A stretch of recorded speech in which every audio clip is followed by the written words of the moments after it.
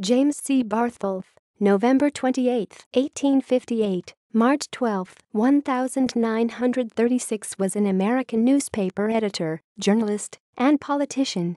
Born in Whitewater, Walworth County, Wisconsin, Bartholf went to Battle Creek College. He then graduated from Milton College in 1881.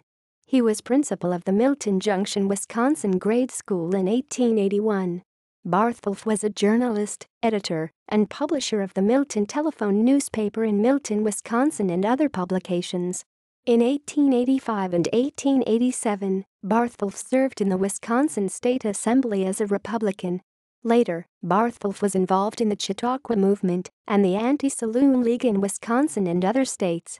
Bartholf died at his daughter's house in Chicago, Illinois after a long illness. Notes: